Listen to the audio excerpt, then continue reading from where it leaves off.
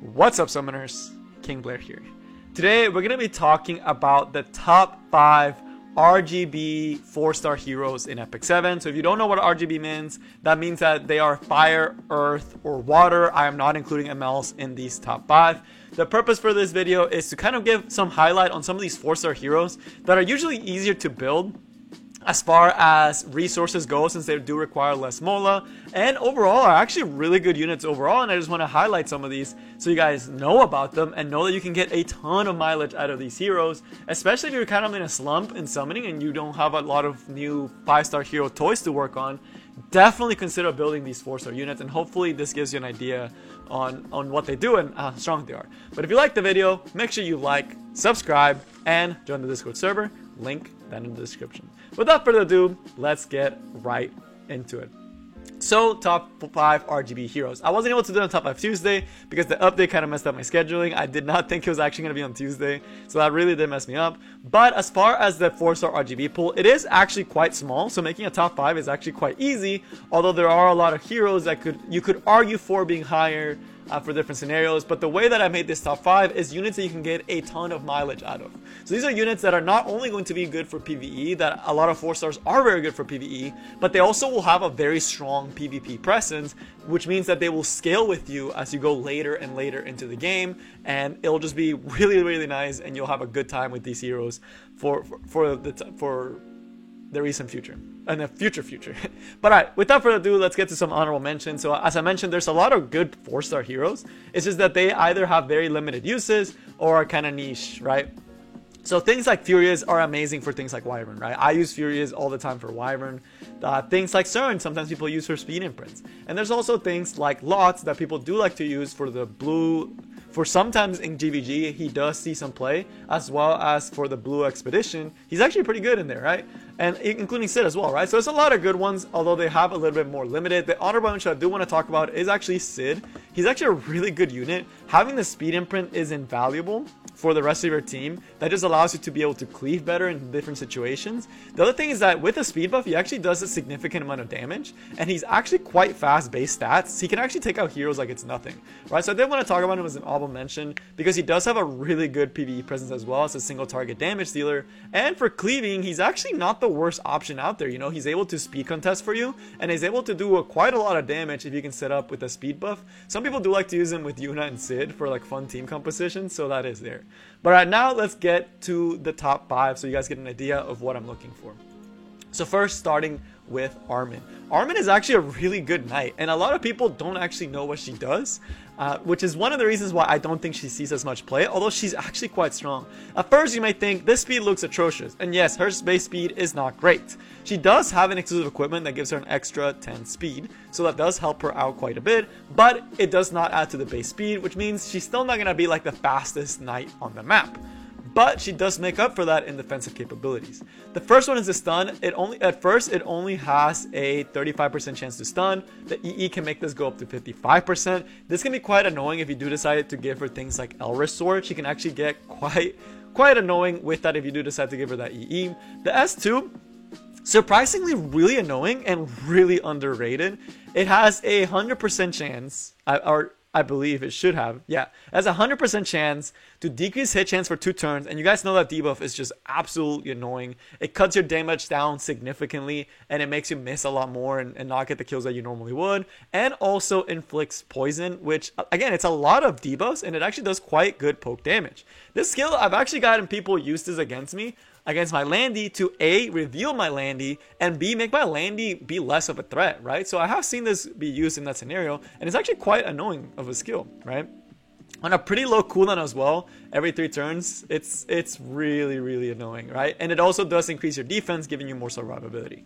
Then the S3, which is actually one of the skills that is super good on this hero, is it grants a barrier and recovers health proportionate to your defense, meaning you can build her very bulky on the defense side, and you heal based on the ally's health. So if you're in a tank team, this will heal quite a lot. The other thing is, after you use this skill, you also do get a pseudo adamant shield passive, right? Because you do get that 10% damage decrease.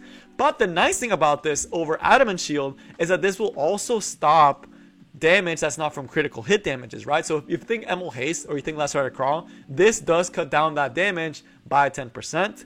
The other thing that is quite good about this skill is that it also has the potential to cleanse or to give a bigger barrier with the EE that it has. And it's actually quite annoying. It's a very good defensive knight, right? Just doesn't see as much play because people don't know what she really does, right? But overall, not a bad knight, right? Very, very good knight, especially for early game. She can tank everything like a G. Can also be used in the water expedition since she is quite tanky and can heal and can take off debuffs and apply barriers so you don't get hit for as much, right? So she does have a lot of capabilities as a defensive knight, and you can also use her in most abyss stages and other situations, right, that you would use any other knight. Now for the number 4, we have a unit that may go up over time, and I also almost wanted to put her higher because she's actually starting to pop up a lot more in RTA. She's actually starting to become a unit I hate going against in RTA because of her EE and because of the S3, right? So this unit actually quite good, right? And not only from a PvE standpoint, because she does have a lot of PvE capabilities, but on a PvP standpoint, she is extremely annoying, right? Especially because people are running her on high FRES on counter set, right? So what are people doing, right? What does she do? So first, the S1, very basic. It dispels one buff, right? So that's pretty nice, especially when it's on counter set. She's able to dispel if you're trying to kill her. She just counterattacks and takes off a debuff, right? And then increases her own combat readiness by 15%, which is one of the reasons why people build her extremely tanky, because she does scale of attack and because she does get combat readiness when you use the skill, right? So that part, pretty nice. Then there's the S2, that again, just a really annoying debuff. This has a 70% chance, or 80, not bad. It has a 75% chance, sorry, math is hard, you know, but it has a 75% chance to decrease defense. That's huge for 2 turns. That's very significant. That can set you up for an easy kill, right? And the other thing is you can combo off into this S1, right? So very low cooldown as well, every 2 turns. And you can also combo off with this S1 that allows you to dispel the debuffs. You can see why this combination would be really good in Labyrinth. It's really good in Wraith. It's really good in Abyss. It's really good in a lot of PvE situations. It's amazing for Dark Expedition. She's actually insane for Dark Expedition because of the skill. But the only problem, of course, we'll see is with this S3 that it can stack up a lot, and you need to be careful how many debuffs you have if you're doing the hunt. But it should work really well, right? So she's actually quite good for Asimec hunt. So what does she do? The S3 heals all allies and gives you 2 random buffs. Now, the thing about it that's made the skill extra good is that it can cleanse a debuff with the EE. And that's usually the one you will see her use. So after Bazaar goes in PvP, she's very tanky, right? You're not going to be able to kill her easily because she has quite good... you can build her very tanky because she scales off of HP and she has pretty good starting defense. So you can make her very tanky to survive initial burst. Come in, heal, dispel that unbuffable that Bazaar gave you, and give yourself 3 buffs that come from a bunch of amazing buffs you can get. You can get greater attack, critical hit chance, which is probably the worst one, critical hit damage, which makes you do quite a lot of damage, defense, healing, evasion, immunity, right? There's a massive pool of buffs you can get, and if you get greater attack buff and evasion, it's just absolutely toxic, especially when you pair it off with something like a Landy, where it's just disgusting. You can't touch the Landy. The Landy has evasion, has greater attack buff, and it's just doing insane amount of damage, and you just lose, right? So she's actually starting to see a lot more PvP presence, as well as still having her very strong PvE presence as a Soul Weaver / debuffer, which is amazing, right? It's a very packed kit. The more I look at her, the more I'm like, man, this unit's actually really good. I'm surprised she's flown under the radar for this long, especially since her EE has been around for quite some time. So Rin, very, very good, very, very powerful. Now we have, at number 3, Shuri. Just regular Shuri. This unit is actually probably one of the best PvE heroes you can build, especially for Abyss, but also for a lot of other content, right? Anywhere that it doesn't punish you for getting CR pushing, anywhere you want poison, he's your guy, right? There are so many guides on Abyss with this guy, and just that alone, this gives him a spot on this list. But he also does have more than that, right? There's a lot of other situations you can actually use him. One of them actually being for cleave, and I know people that actually do use him for cleave. Why? He has very high base speed, and the thing about it is he has a speed imprint, right? And it's a focused speed imprint. So whenever there's a lot of cleaving, and I do believe that cleaving is gonna be on the comeback because of Elfeld buffs, this speed imprint is invaluable. It makes it so you can rarely ever catch up with him, and the speed will make it so your team will almost always get turn 1 if you're doing a cleave and someone's trying to outspeed you. Because 14 speed, that's a lot. That's hard to try to match. The S1 applies poison, which is again very good for PvE. The CR push, every time you crit, you get a massive CR push. You get a look at that. It's just like it's free advantage. 25% CR push for a whole team every time he does a critical hit. Right? So every time you S1, boom, 25%. That's crazy. That's so good. That is so good. Right? And then the S3, of course, an AoE attack that also decreases the enemy's combat readiness when it's maxed out, right? So much potential in this unit.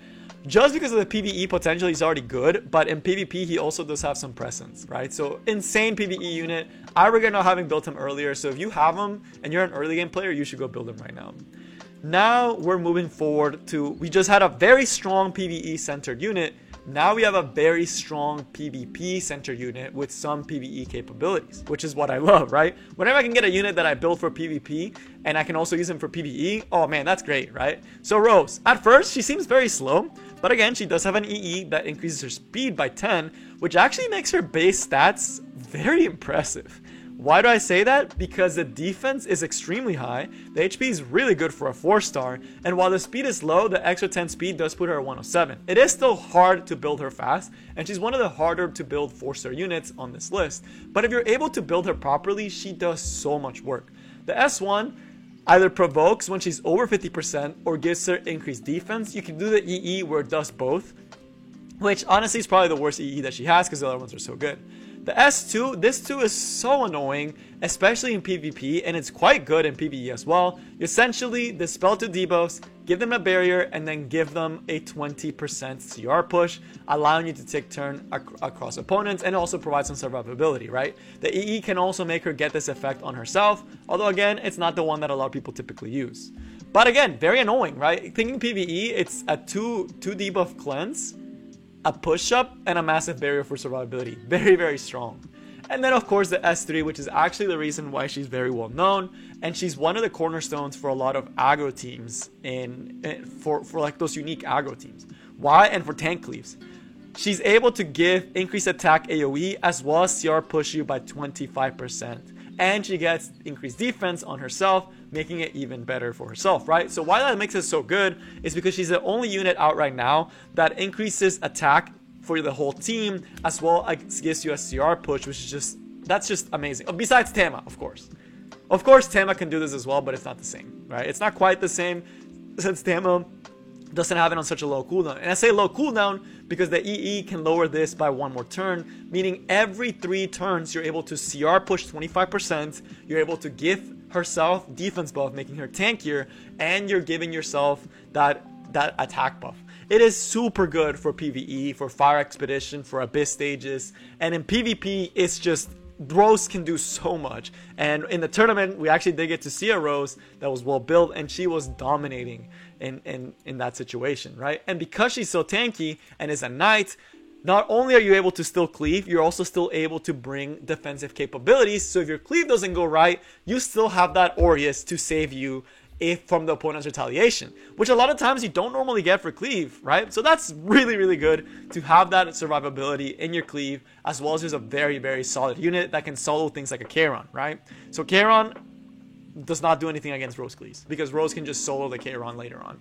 So very, very powerful unit. But now on to the number 1. This is probably the best 4-star hero, just because of the sheer amount of places you can use her, as well as how well she performs in those scenarios.